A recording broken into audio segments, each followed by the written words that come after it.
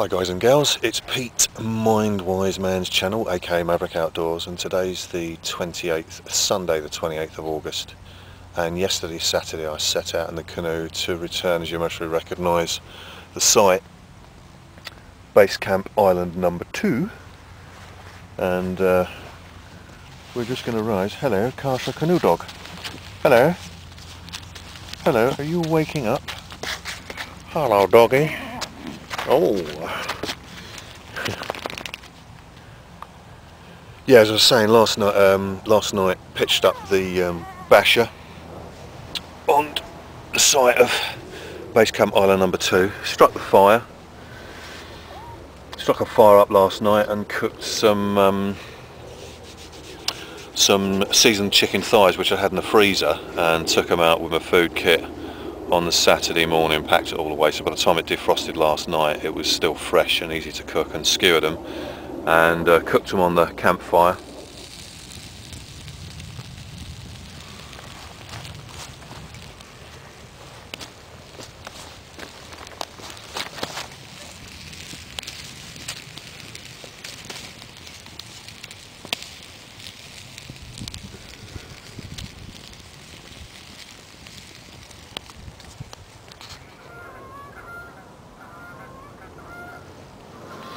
And also cooked some 4-wrap jacket potatoes as well, so those I had with the chicken thighs as well. So that was a really nice meal, cooked over the embers of the fire.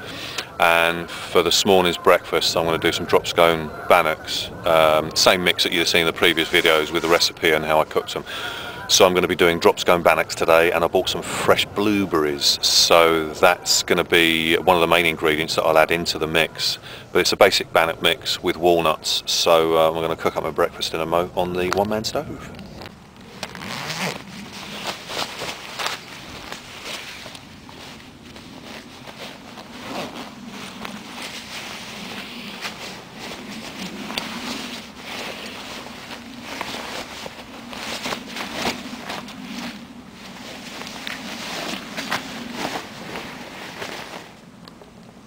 Okay, before I make my breakfast, just airing my clothing that I was wearing, my sleep kit, which are my softy trousers, just an extra insulation over these sort of more thinner summer wear type trousers.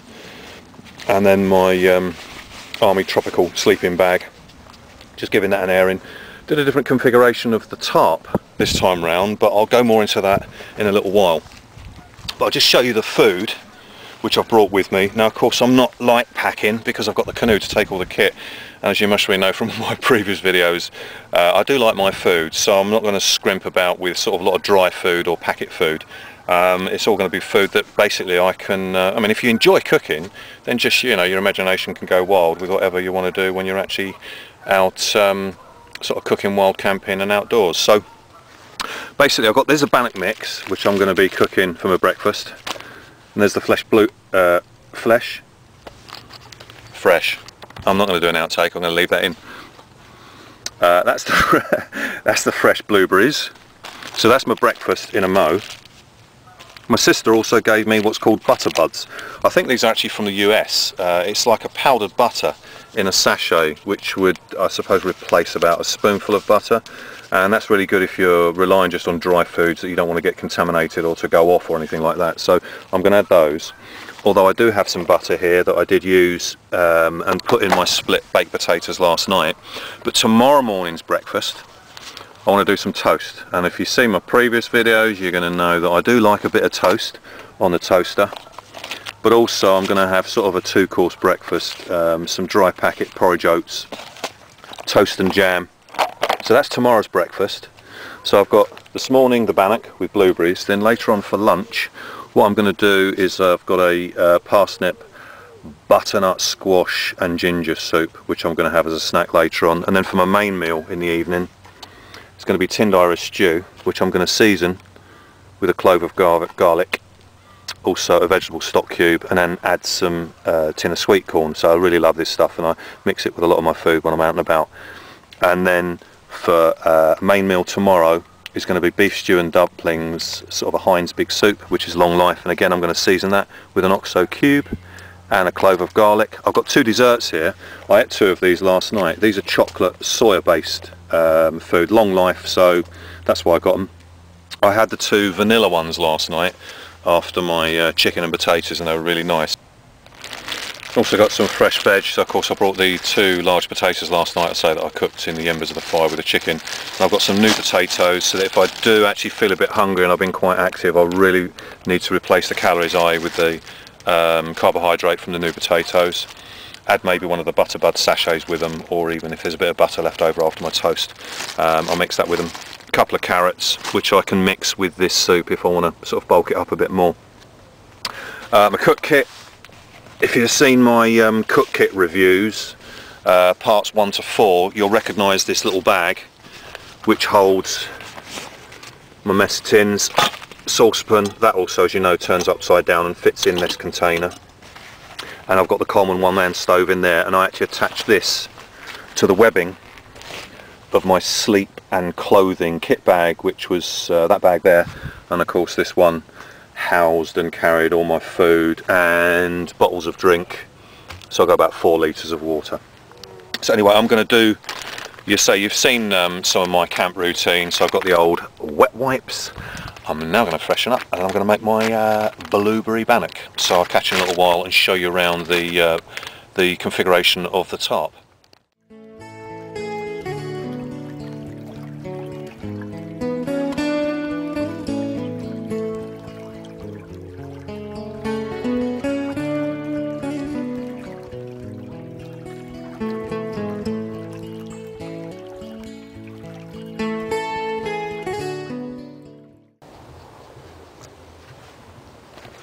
Okay, so you see I've got a different configuration to the tarp this time round on this base camp island number 2. You can see it's a centre apex which has been taken up and fixed to the hawthorn branch. And what I've used is right on the centre is one of the clip-ons, which I featured in a video, which are really versatile little clip-on attachments. 2 pieces that wedge the material, sort of clamp and wedge, and obviously I've done it on the central point there, and then fixed the bungee cord to raise the apex in the centre, which then gives me standing room with about 6 inches to spare. So it's quite novel really, just be able to stand up, and the only fixing that I've actually got to the ground, which actually blocks off the corner, is on the far right hand side, which is fixed from the top of the telescopic basher pole. Again, you'd have seen these featured when I did a spec on them in a review video, and paracord coming down and fixed. So that's the only real corner that I've got that sort of blocks the area, but everywhere else you can see I can just move all the way around. There's nothing in the way of the corner here, there's nothing in the way of the corner here. Air drying the old scourer and the wiping drying up the cloth. Again, bungeed just here, and then the other rear corner, again bungeed with a thinner branch coming off of the hawthorn tree, looped around, double hooked into the material eyelet of the tarp. Just got the old fleece there airing, hanging there just out of the way, and the dog coat as well. And of course then standing inside, obviously got to duck down just this edge here, but it's only about 18 inches. Come back up and then straight into the fire pit that I struck up last night. So you can see the whole aspect of my basher setup is really open, well, it's quite open plan, if you want to think of it, open plan bashers designed by Mindwiseman. But say you can really see the real practicality of the clip-ons to raise up the centre of the tarp. Plenty of space, as I say, to stand underneath, and also to sit down. I've had a little tripod seat in the centre cooking area there. If there had been sort of a few people within this setup, you could have either actually had this as just your main living sleeping area, and of course with 2 people being underneath the tarp, it obviously gives you more manoeuvrability to not fall over each other and what have you if you're sort of into a confined space. Or else you could have, say, a sleeping area in a totally different space. So I could have had it here, canoe could have been put somewhere else, and all this area all round here could have been used as sleeping quarters, and then living quarters, as I say, underneath the apex tarp. as an example of using the canoe as a sleep-in shelter, I could have tilted it over a little bit more down at an angle, a bit lower, and then sort of brought some tarp over, another covering, and been totally concealed underneath. So one side, I could have actually used the canoe as part of the framework without having to rely on any poles or any other bits of equipment. Fully appreciate that this wouldn't have been that practical if it had been really windy, rainy and stormy weather to actually have as a sleeping area, you know, for sort of protection overnight. So what I did do before I actually set this up, I actually improvised these two corners, this one and that one over there, and then disconnecting that so that all of this would lower down at an angle. So this point here and the point over there would have been the two highest points, about 2 foot off the ground. And then basically, if you imagine this stick is the alignment of the end of the tarp, if you imagine that stick is the line, it would have gone right the way down to the ground, which meant the tarp then would have obviously been all the way down at an angle. Breeze normally, if it does kick up, comes across this way, would have gone over the tarp, and I could have then used also the canoe to come in and shut this side flank off as well. Also had a piece of paracord which was longer, so if I did need to keep that clip on the centre, considering if we go for this angle, the apex would have lowered down, but I could have still created the effect of taking the inside up just a little bit higher. So basically either end, one end's down there, the other end's going down, and then the centre could have been just pulled up a little bit to give me a bit more headroom and make it more convenient to move around underneath. I say that's what I would have done. I set that out beforehand just to make sure, so that if the weather did get really bad, then I could have made that adjustment. So that was already pre-planned. But of course I just would like to have a little bit of comfort, a little bit of practicality, considering, you know, this wasn't a survival exercise, albeit it can be converted into one if I need to be. What I'm going to do now is go for a little walkabout around the island. On Sunday evening it's coming up to about 5:45 in the evening, so I'm just going to have a little rummage around. Hawthorn berries, edible small hawthorn leaves. If I hadn't have had the blueberries for the bannock, what I would have done is I'd have collected some haw-berries from the hawthorn trees. It would have been a bit of a job, a bit of a mission, but de-seeded them, take the pips out, and then just mix them with some sugar and some water and boil them up in a little pan, and then mix them with the bannock in place of the blueberries. Up there on the hawthorn tree, and then just a little bit lower down, you can see that dead, dying off spindly foliage, which is goosegrass. It's normally green, it's very sort of long and slender, and the leaves and the stems actually stick to your clothing, and when it dies off, or when the seeds start to form, as you can see just here, you can pick the seeds, roast them, and then make a coffee out of them. So once the seeds start to form and the foliage sort of dies off, you can make some goosegrass coffee.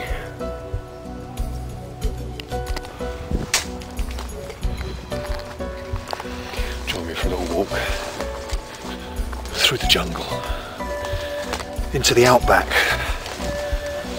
of Base Camp Island number 2.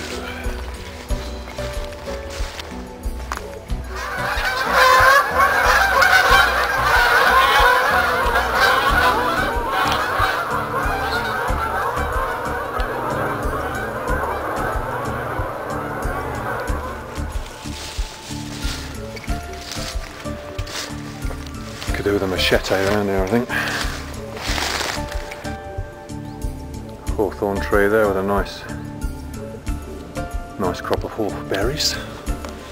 Anyway, a little bit of blind ground going through there, so we'll go back. What are you sniffing? We'll go and explore somewhere else. Been around a lot of this island before, but when it's not been as overgrown.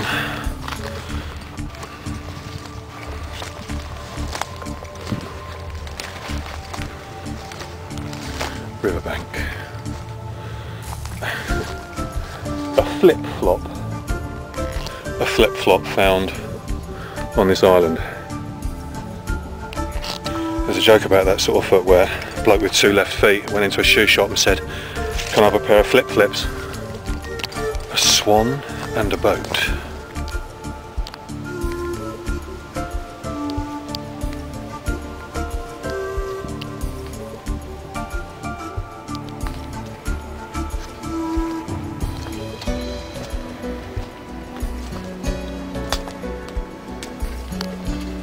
This area here, there's a lot of sort of timber.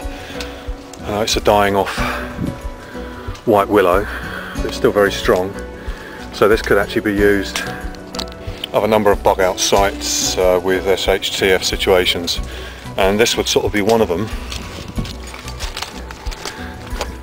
Because there's a lot of framework here, as you can see with the wood. I think there's enough light to see it. So you could make different compartments within this area, considering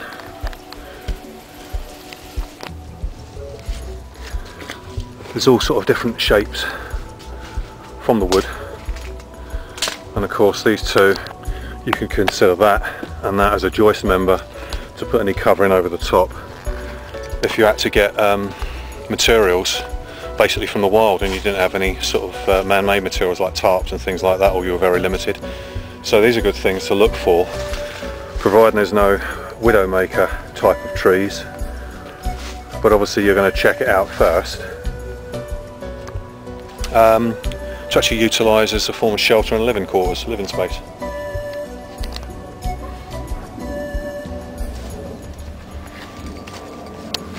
Now there's edibles on this island, so, and there's also wildfowl, waterfowl. So you've got your meat and veg. There's also a couple of, right in the middle of this island, there's a couple of horse chestnut trees, and as a last resort you can boil up the leaves of a horse chestnut in water and use the water as a soap. So keep yourself clean as well. I'm deciding now whether or not I'm actually going to stay put here, because I'm out for 3 days, Saturday night and again tonight, Sunday night.